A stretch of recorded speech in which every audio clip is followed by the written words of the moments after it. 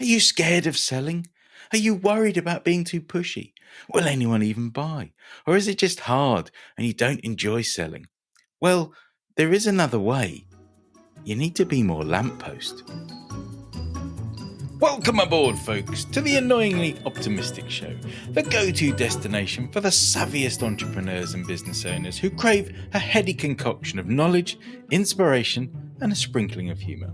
I'm your host, Paul Inskip, here to accompany you on this exhilarating journey through the world of business. Together, we'll venture into the fascinating realm of ideas, unravel the mysteries of success, and equip you with hands-on strategies to worry less, make more, and be brilliant.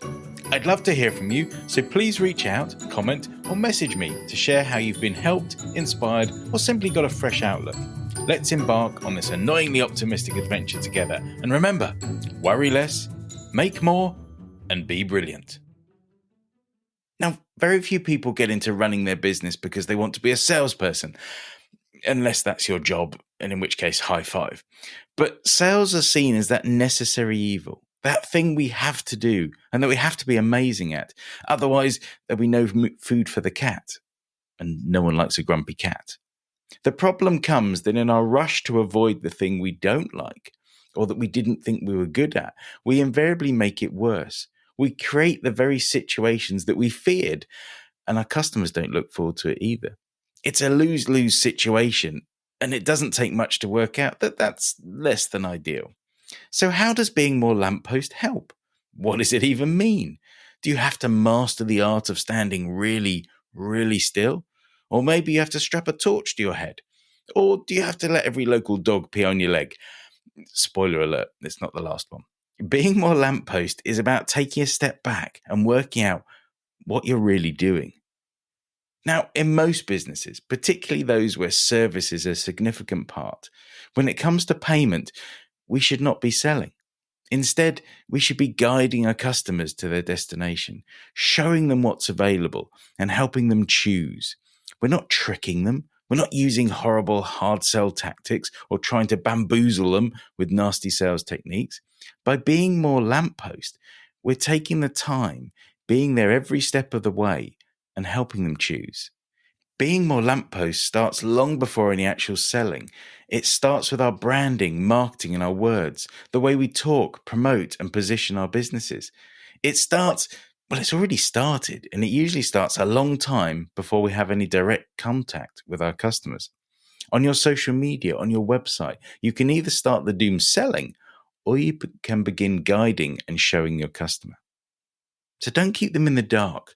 So much of bad selling, anti-lamppost selling, is about keeping customers in the dark. It's about hoping to get them far enough down the road, tug enough heartstrings, and put them in a position where it's more uncomfortable not to buy.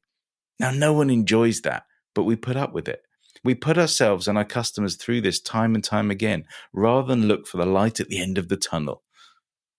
So, how do we go from shadowy salesperson to light up the room lamppost, from enduring energy-sapping sales session to bountiful bright selection?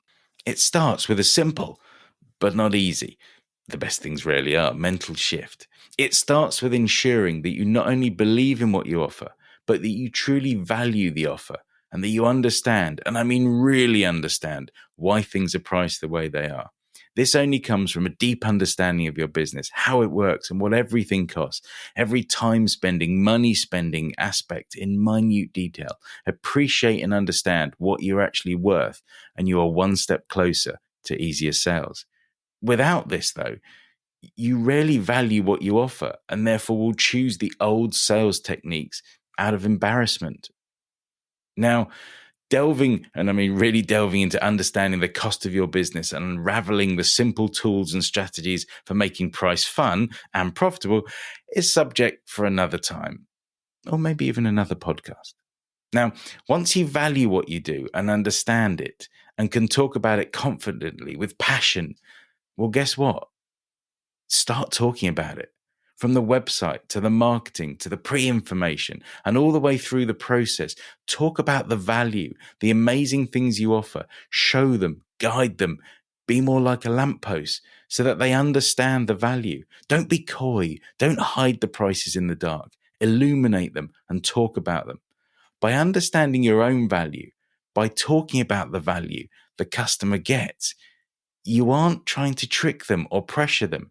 You're just letting them choose. After all, that's all sales is. It's a customer choosing, but not choosing what you want or even what you sell. They are choosing what value they attach to what you're offering. The value is much easier to judge if they know you, like you, and trust you. And surprise, surprise, that comes from openly discussing. It comes from guiding. It certainly doesn't come from hiding and obscuring and baffling and pressurizing. So you understand your value. You value what you produce. You know what it offers. You know what value it offers. And are happy to communicate that to the customers.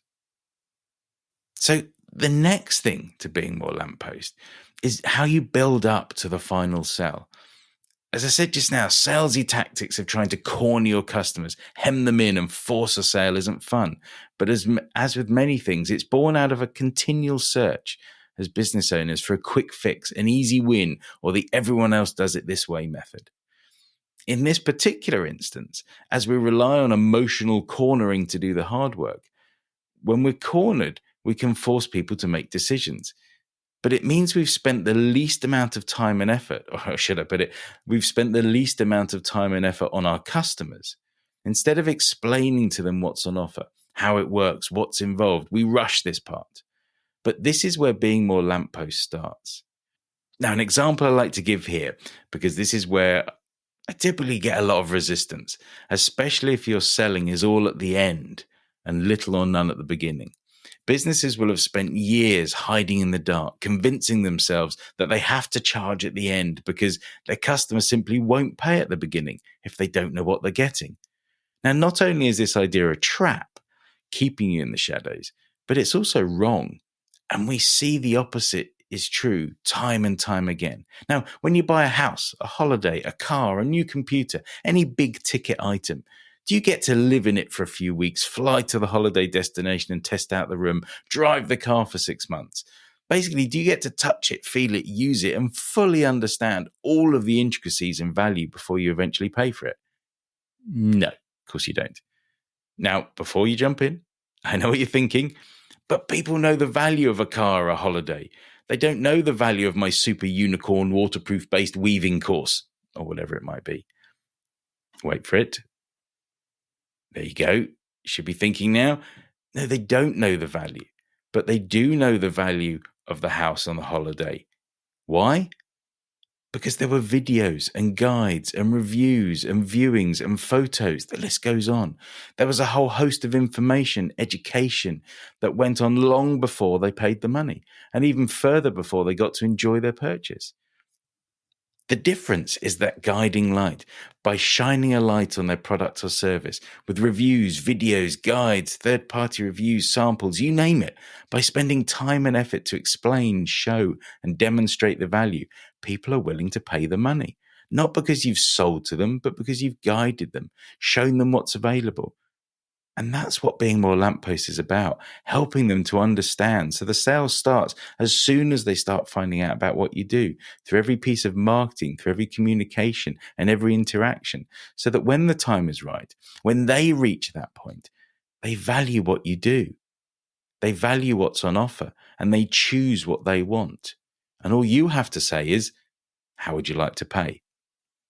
Now, this is a little bit of a trick and a little bit of a trap because at that point, there's a way to make even more money.